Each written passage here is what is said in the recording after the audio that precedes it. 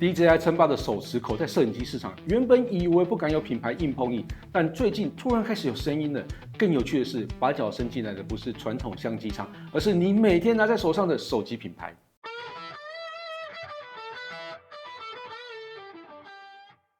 嗨，大家好，我是 Kissplay。手持云台相机这个市场这几年非常的火红，也相当的单纯。DJI 一家独大 ，Osmo Pocket 直接变成这一类相机的代名词。我手中也有一台。那其他品牌不能说没有推出，但都做得非常的辛苦，也都没有知名度。因为要跟 DJI 拼的不只是画质，还有云台控制、稳定度、软体体验，还有整体的拍摄流程。但在2026年，这个看似稳定的市场似乎开始会有些变化。挑战者的来头真的不小，它就是这几年拍照摄影能力都受到肯定的 Vivo。没错。Vivo 正摩拳擦掌往手持口袋摄影机市场前进，而且他们私下也向媒体证实，内部已经启动 Vlog 相机专案，并且规划在2026年推出，也就是今年哦。Vivo 的目标很直接，就是锁定 DJI Osmo Pocket 系列。你想想，一家长期深耕手机影像的品牌，突然说要做一台独立的手持口袋摄影机，这听起来有点合理，但又非常的奇怪。以智慧型手机的强项来看，这几年注重摄影绝对不是问题，所以在镜头与软体的软硬整合设计上完全不会不合理。但别忘了 Osmo Pocket 最重要的杀手锏就是在云台的设计，这点对于手机品牌来说就非常的陌生了，而且它要跨进的是比较偏专业影像设备主导的领域哦。讲白一点，这不是换个产品线而已，而是换一个战场。从目前的公开资讯、供应链消息还有专利申请来看，Vivo 想做的并不是什么奇形怪状、看不懂要怎么操作的装置，基本的外形跟 Osmo Pocket 非常的类似，一体式云台结构，上面是相机模组，旁边是可搭配那个可旋转的萤幕，那下方是手柄主机啊。那诉求的就是轻量好带，拿起来就能拍，而且传闻重量会控制在200克以下，大小也跟 Osmo Pocket 相近哦。那据说专业团队规模已经大概落在100到200人之间，这已经算是中大型专案，不像是随便做那种了哈。那发表时间预计在2026年，甚至有可能会在跟 X300 Ultra 旗舰手机一起亮相。这个就表示 Vivo Pocket 的定位绝对不是配件哦，而是在影像上开辟新的产品线。但 Vivo 真的有优势吗？Vivo 要踏入手持口袋摄影机的市场，一定评估过自己的优势。以常年投入智慧型手机的品牌来说，拍照摄影绝对不是省油的灯。以目前的传闻来看，真的还蛮有竞争力的哦。第一个重点是感光元件，多方消息都指出 Vivo Pocket 会将采用1寸的感光元件，推测是 Sony IMX989或是后续的 LYT900哦，这是5000万像素。那这个 Osmo Pocket 3呢，它是1000万像素左右，也是用1寸的感光元件哦。那整个在像素的密度其实差蛮多的。你会发现，这颗感光元件对手机品牌来说是超熟的哦，因为从小米12S Ultra 开始，1寸感光元件就已经逐渐变成高阶手机影像竞争的核心配件之一哦。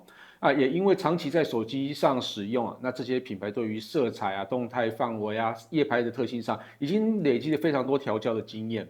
那第二个当然就是镜头。Vivo 预期会延续跟蔡司的合作，那包含镜头的调教和镀膜技术。那这件事如果成真，对产品的加分其实非常的明显。因为 Pocket 这个产品，对过去常常被吐槽的点就是方便归方便，但是画面的味道就你懂的哦。如果 Vivo 真的把蔡司色彩跟风格带进来，至少在画面个性上有机会更讨喜。那第三个重点就是 Vivo 的强项啦，长焦。现在多数的 Pocket 都是偏向超广角的路线，自拍、走路、旅游很方便，但你一旦想拍人物的特写啊、舞台啊，或是远一点细节，就完全不够力。传闻指出 ，vivo 可能会加入5倍光学的变焦能力，这对于人物特写或是活动摄影来说，会非常的有感。但我必须说，长焦虽然好用，但是在手持录影的稳定度上会非常的吃亏，而且超广角对于自拍 vlog 来讲绝对是必要的哦。所以解法有2个，第一个就是采用连续光学变焦哦，用一颗镜头搞定超广角跟望远。那另外一个就是采用双镜头的设计，不过到底要用什么方案，就要等更多消息放出来之后再跟大家分享。最大的重点来了，如果只看硬体 ，vivo Pocket 相机可能就是一台规格很漂亮的小相机，但真正可能拉开差距的，就是那颗原本是在旗舰手机上打造的蓝图影像晶片 V3 Plus。这颗目前是用在 vivo X300 Pro 的影像晶片哦，在录影上最被强调的能力就是 4K 60fps 人像录影。以目前 Osmo Pocket 3来说，虽然有人像美颜，但表现完全没有办法跟智慧手机的人像美颜相比，更不用说要做到即时背景虚化这件事情。但这对 vivo 来说已经是家常便饭了。如果它也能把这套强大的人像录影移植到手持相机上，那应该是非常大的卖点。另外前面提到的色调、滤镜，加上主体追踪、夜拍、降噪、HDR 多帧合成这种计算摄影技能如果都可以一一在 vivo Pocket 上实现，那真的会卖爆哦。但真的只要这样就会卖爆吗？讲到手持相机，防手震跟运镜的顺畅度就是灵魂。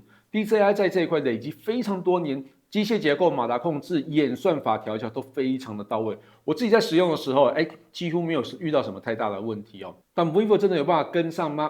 其实它并不是完全从零开始。早在2020年 X50时 ，vivo 就开始在手机里面设计微型机械云台。这个技术包含结构整合、微型化设计、耐用性测试外，还有许多使用者的回馈。当然，微型机械结构要支撑的重量跟运镜的速度，很难跟手持口袋摄影机相比，但至少不会很陌生。当然，我也不会说 vivo 第一代就能完全全面超越 DJI， 这个非常的难，因为 DJI 的护城河非常的深。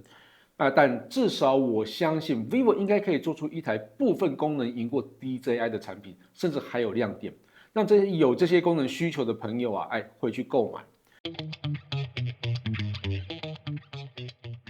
当然，不只是 vivo Pocket 相机正在变成必争之地。